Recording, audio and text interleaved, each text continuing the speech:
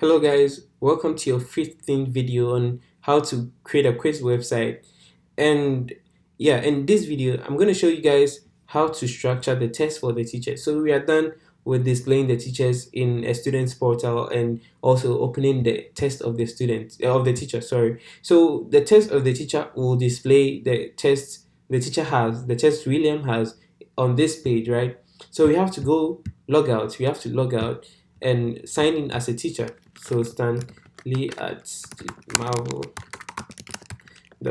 and the password is all right. So once you're signed in, you should be able to see all your tests in the teacher.php file. Go teacher.php.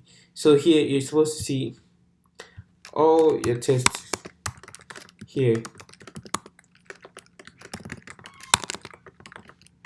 here, right? So all the tests should be here. Okay, so now we don't have any tests here. So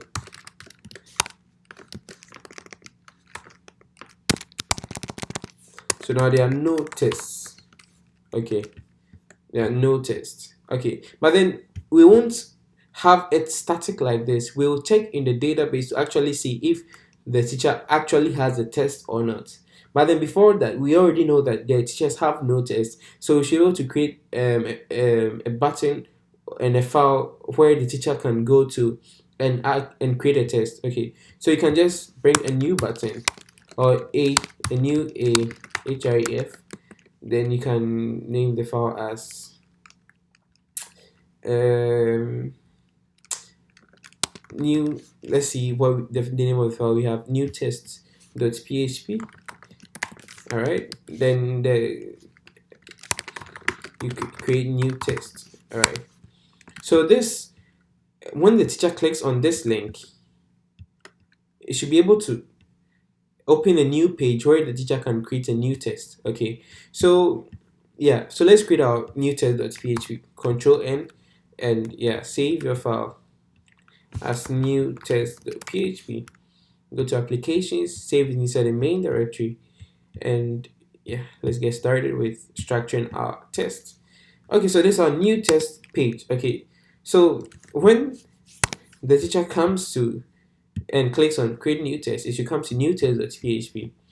So we are going to create our structure of the test. How is our test going to be? So yeah, how is our test going to be? Structure of our test.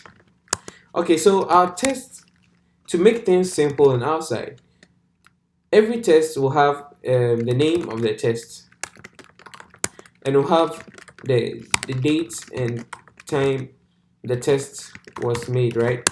And you can also have the option to time test option, and the teacher will also have the option to what else will we need in the structure of our test? Okay, so all our tests are going to be single choice. That is one choice of answers. That means you can select two answers. Yeah, so that would be like objective tests. And we also have the teacher will have the option to toggle um,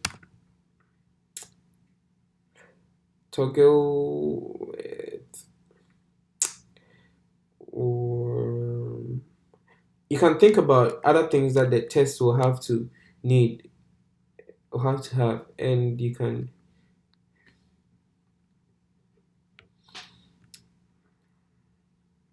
oh yeah, and you can also have the overall mark.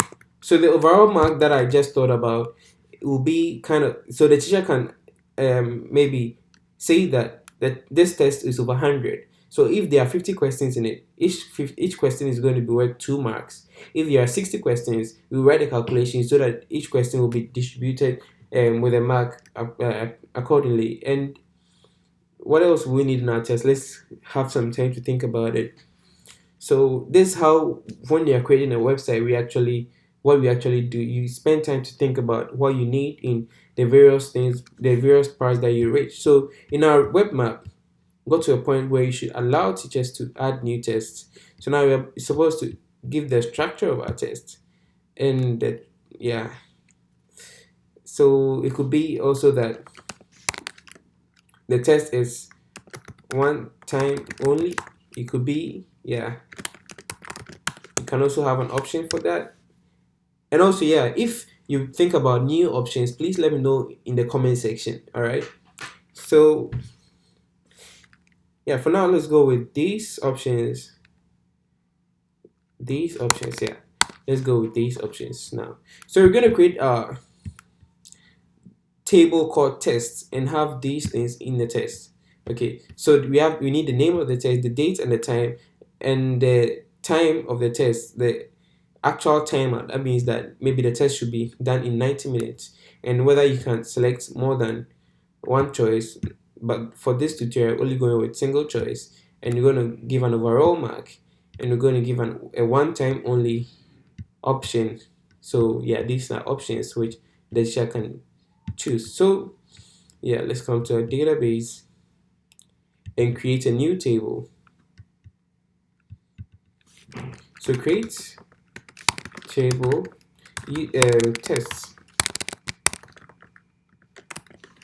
Okay, so the first thing we need, I told you that like Excel, we need to have the numbering of the test. So we need to have an integer variable which will always increase each time you add a test. Okay, and we also need to add the teacher ID. So the teacher's ID, okay, the teacher's ID is in the user's case was an integer, but then in this case I'm going to make it a varchar. I'm going to limit it to 10. All right, yeah. So the reason why I'm not using ints for this part is because when you're trying to add an integer from phmyadmin, it gets funny sometimes. So I just go with varchar. Makes things simple. You can always change it and modify it. All right. So after you have the teacher's ID, we need the name of our test. So the teacher's ID specifies which teacher is adding this test. All right. Nothing really difficult there to understand. So the name of our test will be just let's limit it to 50. And we could also have a description of the tests. See, as you're working, ideas can come along. So you have the name and you have the date and time. We can add it later. You have the description, the disk. So the description could be maybe 500 characters. All right, or let's make it 1,000 characters. And we can also have the overall mark, total mark.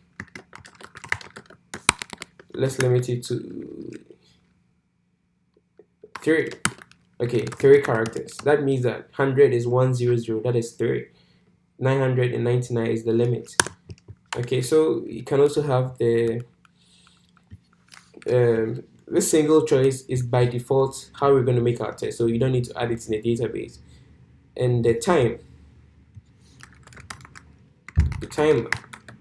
the timer should also be, let's say the highest time would be, our timer is going to work with minutes. Okay, so you're going to translate from the minutes to the hour and to the day and all that. So the timer is going to be in the maximum could be maybe 600 minutes, which is 3, another 3. All right, so, and we also have the one time only. Okay, number of attempts. So number of attempts is going to be just 1 character, or maybe let's make it 2 in case the person wants to, it could be 10 attempts, or yeah. So after that, then we add the date the test was added. Don't write date. Date is a keyword in MySQL. So if you write date, it's not going to work. It's going to give you an error. So you can make it A for added date. So I make it A date. Then it's 10. Okay, dates are 10 by default, because if you have 1999 February the 20th, it's 10 characters. 1999, and a dash will be the 5th character, February is 2, so 02, and a dash will be the eighth character, and the last two will be 20, so 20. So it's limited to 10, and the time is also limited to 10, because you could have maybe 12, 12, maybe 12 colon, which is the third character. Then you have maybe 30, 30, which is the fifth character. Then you could have a space, then you could have PM, which will end at 8. So timer on the safe side, let's make it 10. So we are done with our columns. If there is anything else you add in the future, all you have to do is alter the table and add a new column. Okay, so you have a name of the test, the date and the time, the timer and the overall mark, one time, or the options of the attempts,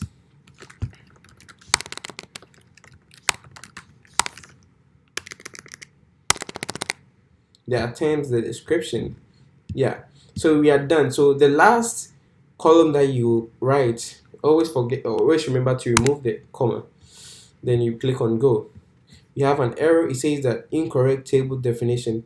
There can be only one auto column and it must be defined as the key. That means that we forgot to bring our primary key. Our primary key should be for the ID, because the ID is going to be unique. There won't be any column in our database with the same ID. Alright, so yeah, let's run. And we have our test tables successfully created. Here you see tests. Sometimes it doesn't come here like the instant you press on go. But we have created our table test. We have our structure. Alright, so we're going to write our code to check in the test if the teacher has a test in it. So if the teacher doesn't have any test in it, then it will display no test. If the teacher has test in it, then it will display the test the teacher has created. Alright, so that will be for the next video. Yeah, and please subscribe to this channel so you won't miss out on the next videos, and I'm going to make a lot of tutorials. And if you don't get anything from this tutorial, please ask in the comment section.